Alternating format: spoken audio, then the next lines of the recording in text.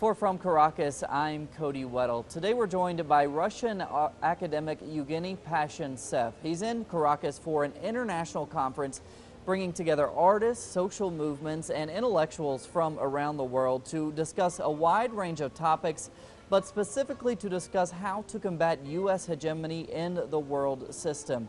Thanks so much for joining us today. So, Cody, starting our conversation, I want to correct you from the very beginning. Okay. Not to counteract the United States of America, Germany, but to counteract a part of the American elite and of Germany, which is a bit adventurous in its policy.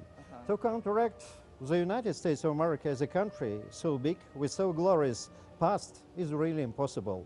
And because I've been teaching American students for more than 15 years, I do not want to counteract the United States of America, frankly so. And I address to my American students, former American students, that forever I do not do so, but to counteract the American elite, which do very dangerous mistakes. I do it consciously.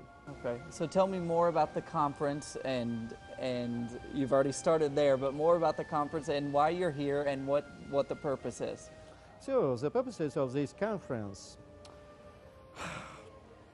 to bring all together three different but very close and important factions of the modern society: social movements, academics, and artists, and to discuss the problems in which way to discuss humanity under the current very difficult international situation.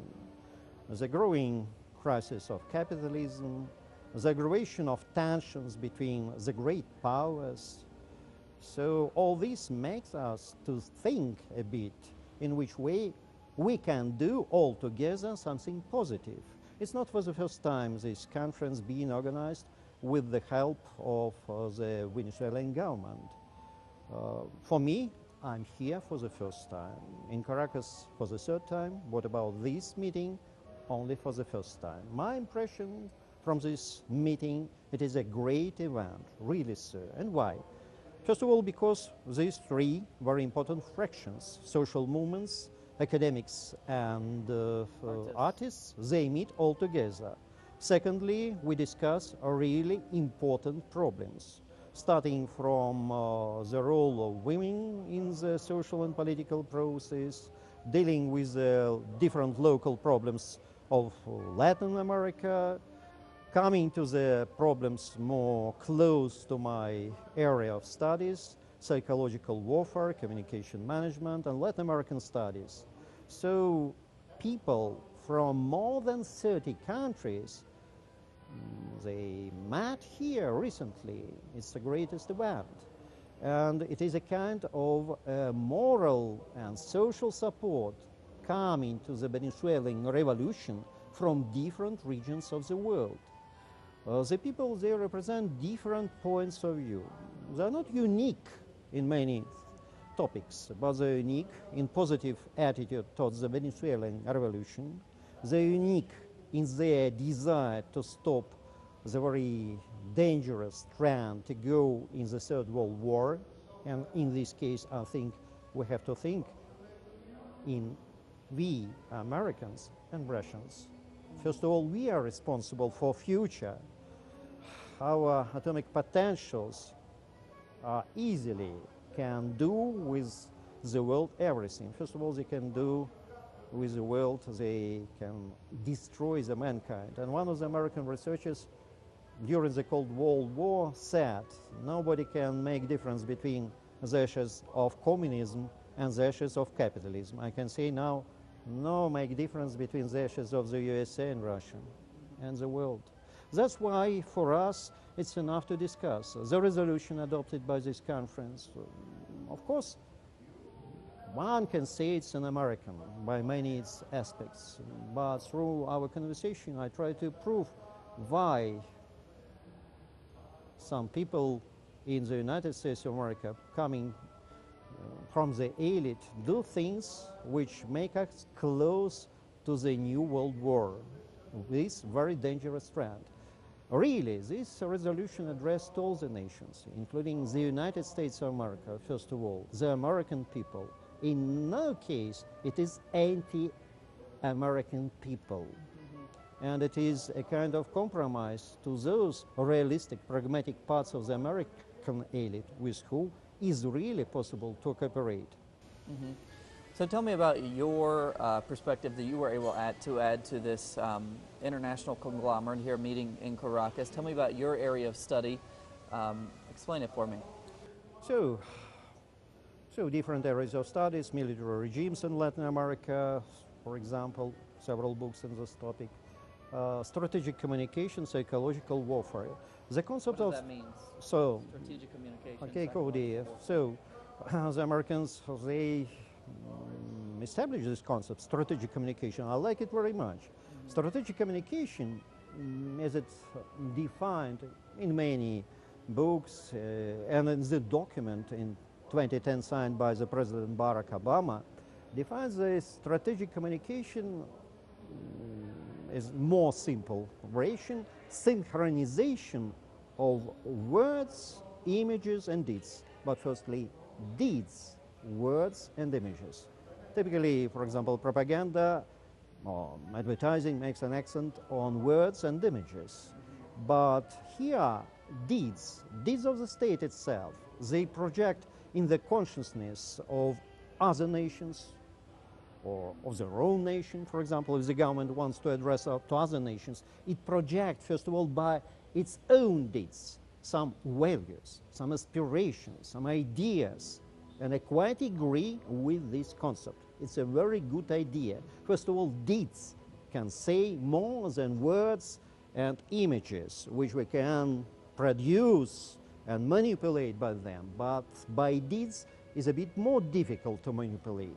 They can say what you really want to do.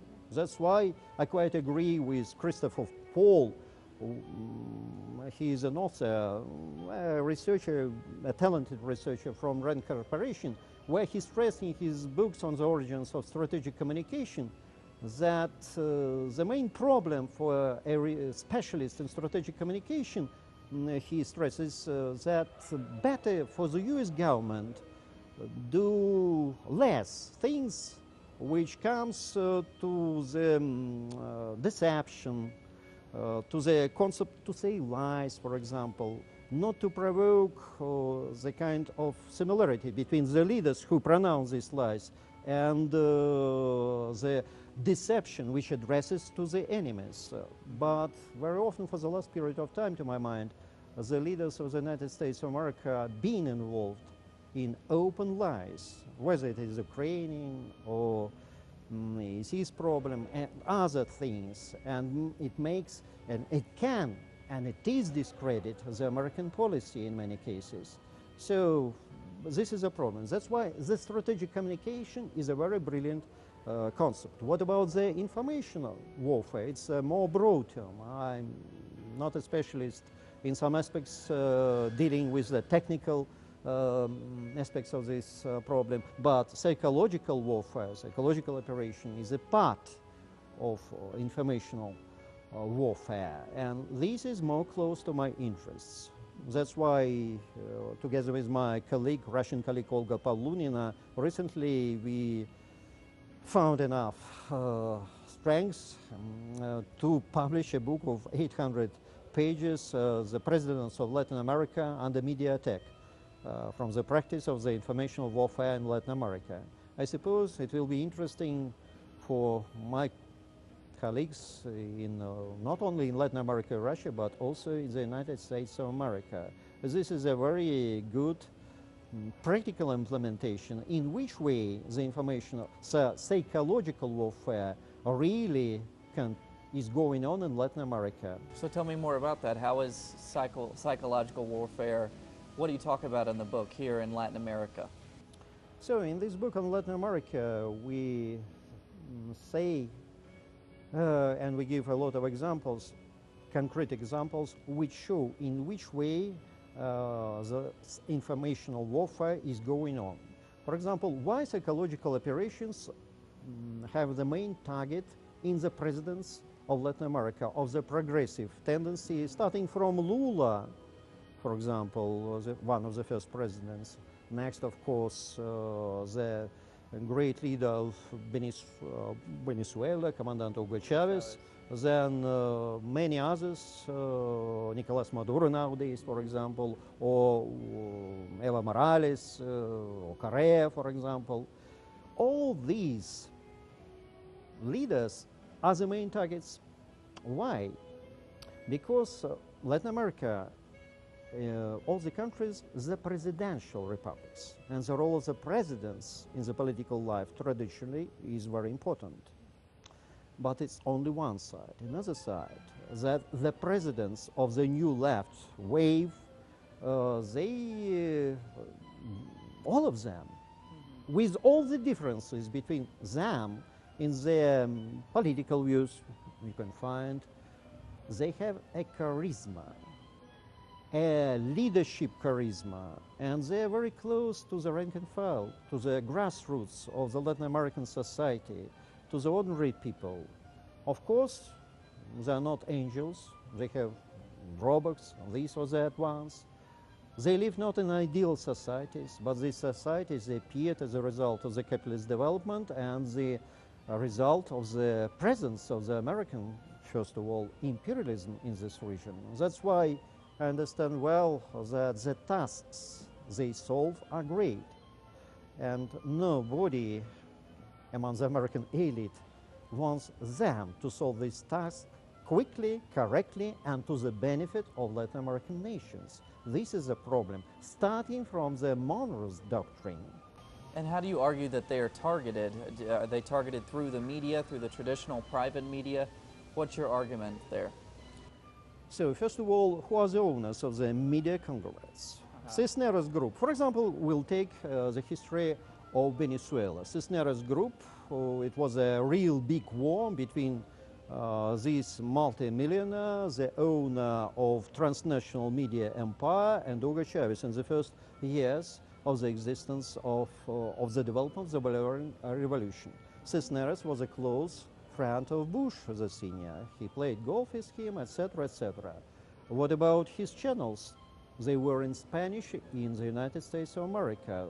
The profits he got from them were great. When he, as a result of a defeat in the conflict with Hugo Chavez, tried to be more pragmatic and more realistic, not to attack the government in a so open way, it happens. So different things I can add to this fact, but very soon he sold his actives in media channels, in Spanish language channels in the United States of America. Why is it so? The question is, he was the first among the Spanish language magnates in the United States of America. When he stopped his activities against the government and became quite moderate in his evaluations, so it happened so.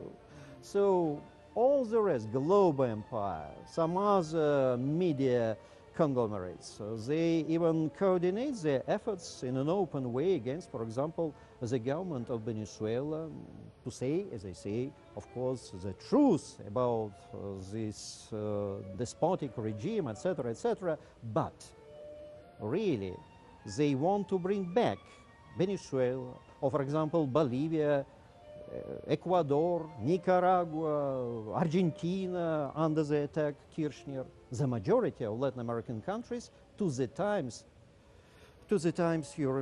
every Venezuelan remembers the times, for example, of February 1989, the massacre organized by the corrupted regime in Venezuela, this period of time, when the people demanded only something to eat with. And even for this, they were killed in the streets, thousands of them. So it happened not only in Venezuela. That's why the people want Latin America to go forward. They do not want to go to Russia or China. They come to Russia and China for friendly relationships, first of all because they are under the attack of their neighbor. If the United States of America, which are so close to Latin America, did a bit more to Latin America, and they can do it, Of course, Latin America now can show the prosperity. And the International Monetary Fund, for example, in its evaluation said that the Central America during the crisis, recent crisis, a bit slow development here because of close ties with the United States of America. So free trade agreements made these countries more vulnerable. So psychological warfare is possible only to defend your own country when you understand the objective reality. And in this way, you can give the alternative a real objective situation. So I don't want to speak in details about dirty tricks, a lot of them.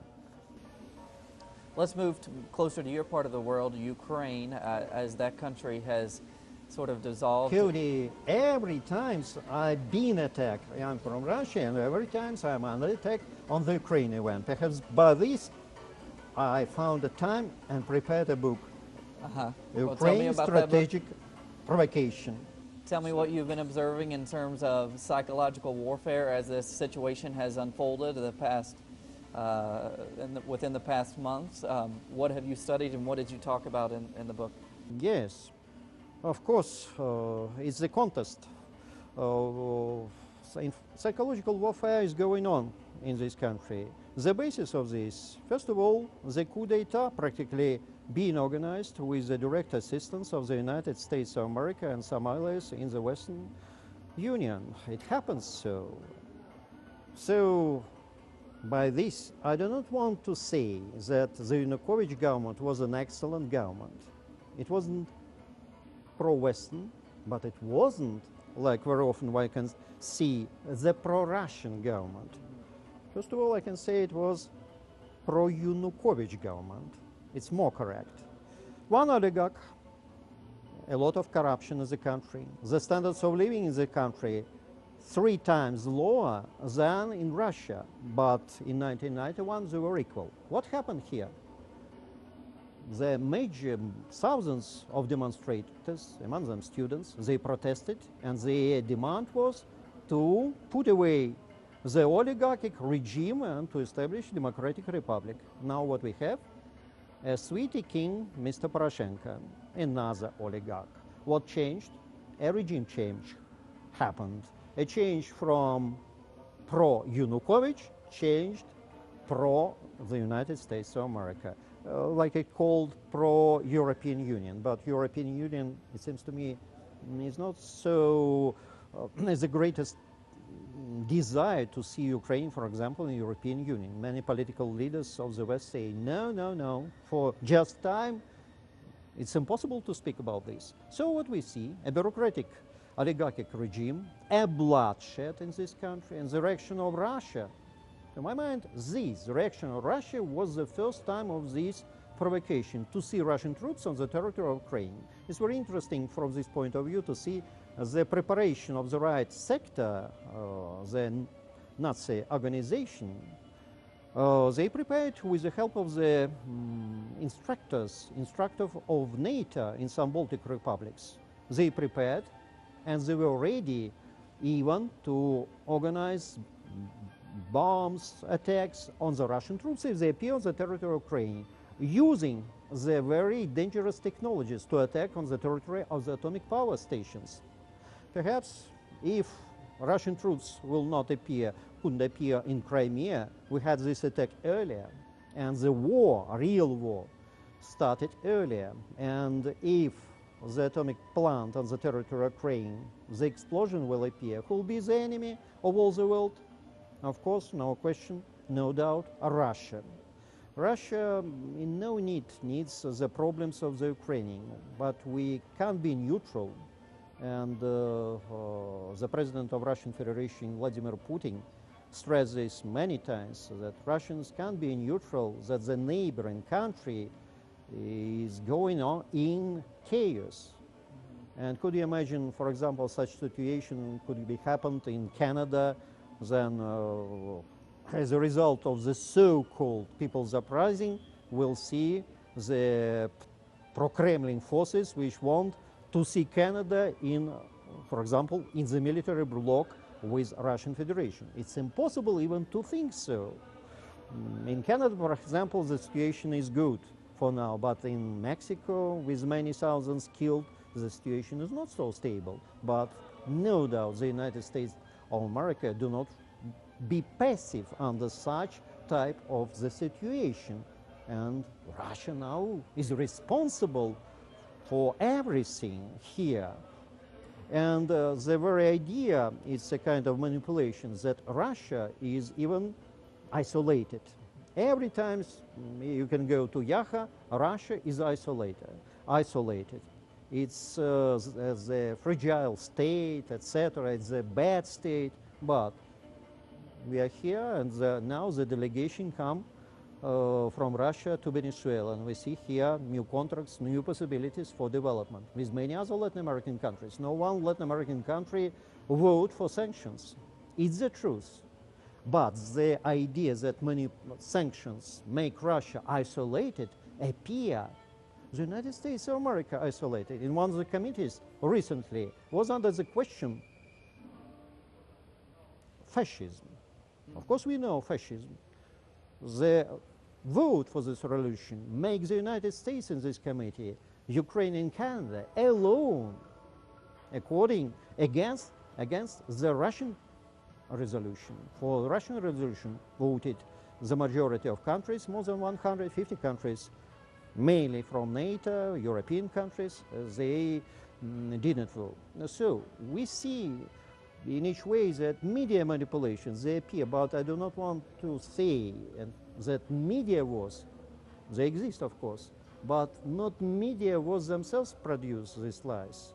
Special centers, analytical centers, they do a lot to produce such lies, not in a primitive way, but a strategic planning in which way to sell these lies to public.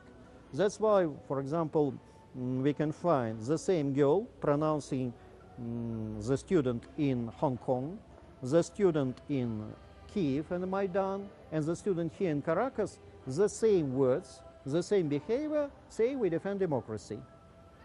And it goes through all CNN, through all media outlets. Many other mainstream channels. So these modes of the behavior appeared, to my mind, not occasionally. Some analytical centers can organize this.